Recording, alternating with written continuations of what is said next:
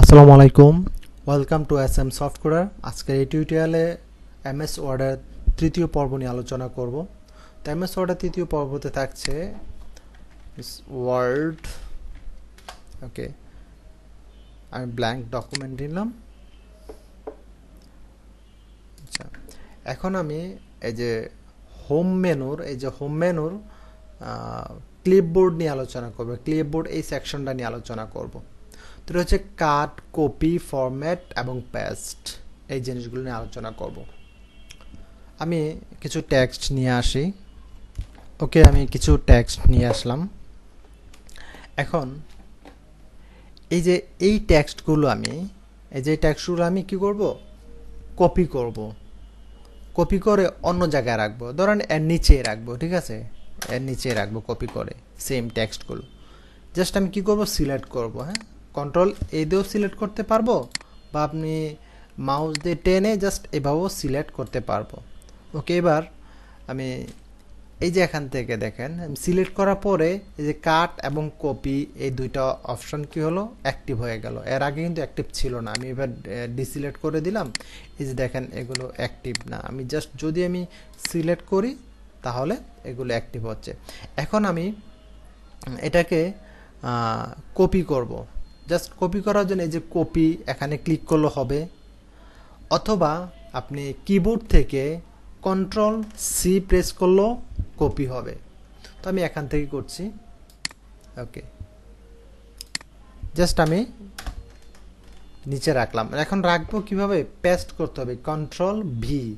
এই যে পেস্টে ক্লিক করলেও হবে, বা কিবোর্ড থেকে কন্ট্রোল ভি, ভেরির ভি করলেও হবে। জাস্ট আমি এখানে পেস্ট করলাম। এই যে সেম লেখাটা, এটাকে প্রথমে কি করলাম? কপি করলাম। কন্ট্রোল সি অথবা এখানে কপি করলে হবে। এরপর নিচে আমি কি করলাম? কন্ট্রোল ভি পেস্ট করলাম, বা অথবা কন্ট্রোল ভি না করে আমি এখান থেকে পেস্টে এই যে এখানে ক্লিক করলেও হবে। তাহলে আমরা জানলাম কিভাবে কপি করে এবং পেস্ট করে। এবার আসি সেম লেখাটাকে, ধরেন এটাকে আমি একটু অন্য একটা কালার দিই, তাহলে খুব সহজে বুঝবেন। ওকে, এই কালার দিলাম। এখন আমি চাচ্ছি এটাকে আমি এখান থেকে একবারে কি করব? কাট করে নিয়ে যাব। ঠিক আছে, একবারে কেটে নিয়ে যাব। তো কিবোর্ড থেকে কন্ট্রোল এক্স দিলে কি হবে? একবার চলে গেল এখান থেকে। ঠিক আছে, এরপর কন্ট্রোল জেড দিলাম। আবার কন্ট্রোল জেড দিলে কি হবে? আবার এটা চলে আসবে এখানে। তো এখানে আমি কন্ট্রোল এক্স দিয়ে কিবোর্ড থেকে একবারে কাট করে নিতে পারি, অথবা আমি এই যে এখানে কাট আছে এখানে ক্লিক করলেও হবে। ওকে, এবার আমি এটাকে কি করব? এখানে রাখি। এখানে রাখার জন্য কি পেস্ট করতে হবে? এই যে এটাতে, অথবা কন্ট্রোল ভি।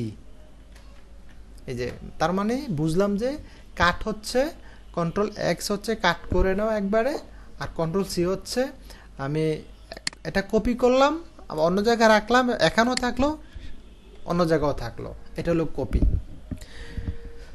এরপর কন্ট্রোল ভি দিয়ে যেখানে রাখবো সেখানে কন্ট্রোল ভি ইউজ করব কিবোর্ডে, অথবা এটাতে প্রেস করলে হবে। তাহলে আমরা জানলাম যে কিভাবে কপি করে, কাট করে, আবার কিভাবে পেস্ট করে এই বিষয়টা। আর কন্ট্রোল জেড হচ্ছে, ধরুন আমি এটা ডিলিট করে দিলাম বা কাট করে নিলাম। এবার যদি আমি কন্ট্রোল জেড দিই তাহলে সেম এটা চলে আসবে। ঠিক আছে, আনডু হবে। কন্ট্রোল জেড হচ্ছে মানে আনডু করা। এখন আমি দেখাই যে এখানে কন্ট্রোল এক্স হচ্ছে কপি করা, কন্ট্রোল সি হচ্ছে কপি করা, কন্ট্রোল এক্স হচ্ছে কাট করে নেওয়া, আর কন্ট্রোল ভি হচ্ছে পেস্ট করা মানে রাখা, তারপরে কন্ট্রোল জেড হচ্ছে আনডু করা, মানে যেটা ধরুন কাট করে নিলাম বা ডিলিট করে দিলাম সেটাকে আবার কন্ট্রোল জেড দিয়ে নিয়ে আসা। এটা এবার আসি ফরম্যাট পেইন্টার কি? ফরম্যাট পেইন্টার হচ্ছে, ধরেন এই টেক্সটটাকে আমি একটা ডিজাইন করি। এটাকে একটা ডিজাইন দিলাম, লাইক আমি অন্য একটা কালার দিই, আপনি যে কোনো কালার দিতে পারেন। এই কালার দিলাম, তারপর একটু বোল্ড করলাম, ইটালিক করলাম, আর তারপরে আন্ডারলাইন দিলাম, জাস্ট নিজের মতো করে একটু ডিজাইন করলাম। এখন আমি এই যে এটাকে যে ডিজাইন করলাম, যে কালার দিলাম, যে ইফেক্টগুলো ইউজ করলাম এর মধ্যে, সেম ইফেক্টগুলো আমি এর মধ্যে দিতে চাচ্ছি।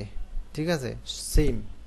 তাহলে যেটা করতে হবে, আপনি কার্সরটা আপনি এখানে রাখবেন, অথবা আপনি এটা সিলেক্ট করলেও হবে। ধরেন জাস্ট আমি রাখলাম, যে কোনো এক জায়গায় কার্সরটা রাখলাম। এরপর আমি এটাকে আমি এই যে ফরম্যাটে ক্লিক করলাম, করার পরে এই যে দেখেন এখানে একটা ব্রাশের মতো কার্সর পয়েন্ট, মাউস পয়েন্টার দেখেন ব্রাশের মতো। জাস্ট আপনি কতটুকু করতে চান অতটুকু আপনি সিলেক্ট করেন। জাস্ট আমি সিলেক্ট করলাম, এতটুকু ছেড়ে দিলাম। তার মানে সেম ডিজাইনটা এটাতে হয়ে গেল। তাহলে বুঝলাম যে ধরুন আপনার অনেকগুলো টেক্সট আছে, অনেকগুলো প্যারাগ্রাফ আছে, আপনি একটা ডিজাইন করলেন, ডিজাইন আছে সেম ডিজাইনটা সবগুলো দিতেছেন, তাহলে কি হবে, জাস্ট এটাকে সিলেক্ট করবেন অথবা যে কোনো এক জায়গায় কার্সর পয়েন্টটা রাখবেন, রাখলেই আপনি এর পরেরগুলো যা করতেন শুধু সিলেক্ট করলে হবে। ওকে, আমি এবার সিলেক্ট করে দেখাই। ধরুন এটাকে আবার অন্য একটা ডিজাইন দিই, অন্য একটা কালার দিই, জাস্ট এটা দিলাম, সিলেক্ট অবস্থায় থাকলো। এই ফরম্যাট প্রিন্টারে ক্লিক করলাম, এখন এটাকে আমি সিলেক্ট করে নিলাম। এই যে দেখেন সেম হয়ে গেল। তার মানে বুঝলাম যে ফরম্যাট প্রিন্টারের কাজটা কি। তাহলে জানলাম এই পর্বে কাট, কপি, ফরম্যাট প্রিন্টার এবং পেস্ট সম্পর্কে। তো ভালো থাকবেন, আর এই ভিডিওটি ভালো লাগলে শেয়ার করবেন অ্যান্ড এই চ্যানেলটি সাবস্ক্রাইব করে রাখবেন। তো আল্লাহ হাফেজ।